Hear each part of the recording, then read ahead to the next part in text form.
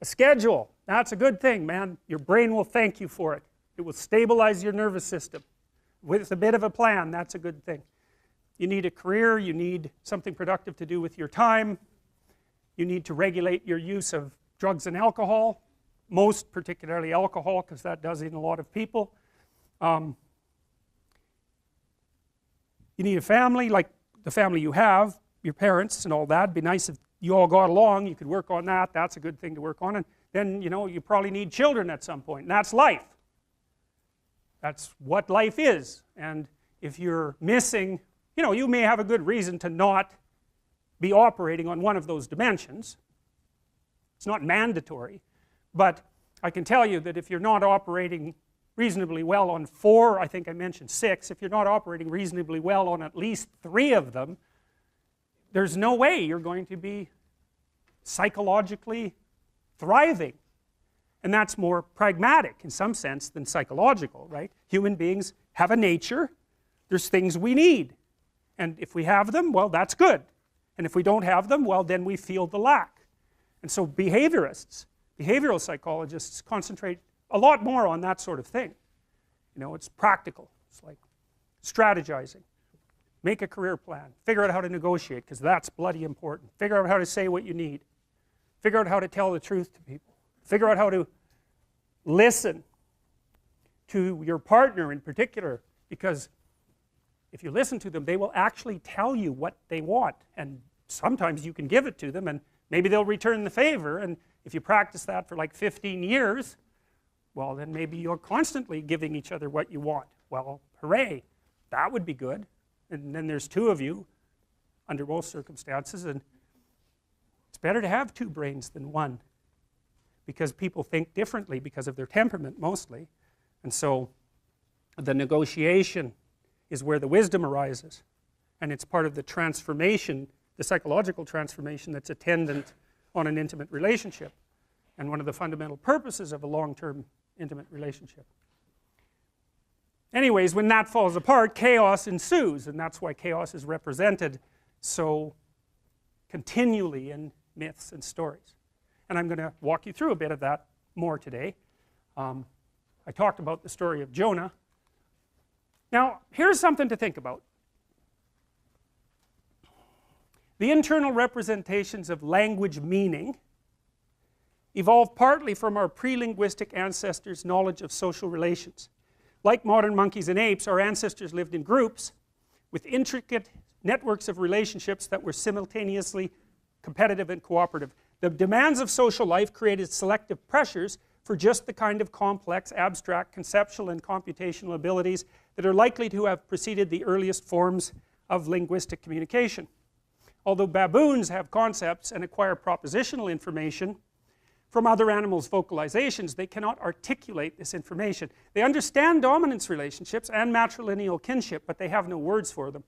This suggests that the internal representation of many concept relations and action sequences does not require language, and that language did not evolve because it was uniquely suited to representing thought. Well, you know, you can think without language. Well, take the case of someone who's deaf and mute. They have no language. Well, they can operate in society. They learn how to represent other people, and they do that with image. Now, the postmodernists, who I despise, would be a reasonable way of putting it, have this proposition that there's no meaning outside language. And it's a powerful argument, by the way, but it's seriously wrong. There is a meaning network outside of language, and it's what language is grounded in, and that's this pre-verbal comprehension of the world. It's an embodied comprehension of the world. Animals have it. Lobsters have it. You know, this particular scientist, Seyfarth, talks about our shared history with, you know, higher primates. That probably goes back 20 million years, something like that. We split from the common ancestor with chimps about 7 million years ago. But, you know, lobsters have dominance hierarchies. They hardly have a nervous system at all, which is partly why they're studied quite extensively. And so they have a social structure, and they understand it. Like if one lobster, if you're a lobster, which would be quite a shock to you if it happened, and you were fighting with another lobster and you lost, you would remember that, and the next time you saw that lobster you'd scuttle off somewhere else, and you'd know that, and all the lobsters in an area know who's top lobster and who isn't, and top lobster gets the best bloody place to be and the best food. So this dominance issue, this cultural issue, you know, the fact that we live in a social environment is far deeper than people usually consider, and it's also worth considering, and this is what you might think of from an evolutionary perspective. You know, you think of natural selection as producing evolution, right?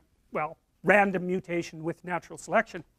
But here's something to think about, and Darwin knew this, but Darwin was really smart, and the biologists who followed in his footsteps, even up to now, have only expanded out a fraction of what he had to say.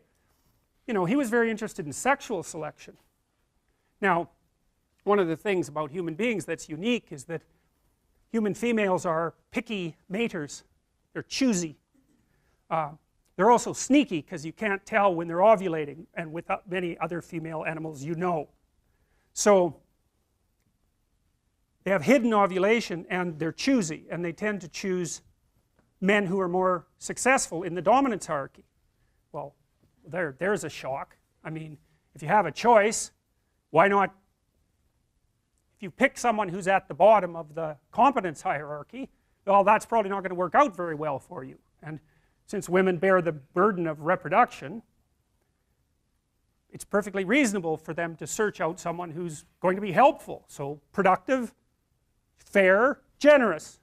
And you know, when you think of a dominance hierarchy, you might think, well, it's the powerful guy, the aggressive guy, say, that rises to the top of the dominance hierarchy, and that's not true. It's not even true among chimps. Like, you can get a chimp tyrant, but then what happens is other chimps gang up on him and tear him to pieces, and they don't do it nicely. They don't do it nicely. And the chimps that tend to maintain their dominance for long periods of time have a pretty wide network of friends, roughly speaking, with whom they engage in reciprocal interactions like grooming, and they actually pay a lot of positive attention to the female chimps, who have their own hierarchy, by the way, and to their offspring. So they're like baby kissing politicians. And so the idea that it's raw power that produces dominance is it's just wrong. It's wrong now, you know, tyrants, you know, it's pretty damn unstable business being a tyrant. There's lots of people who want to kill you, plus, you know, you tend to rule over something approximating hell, so maybe that's better than being a subject in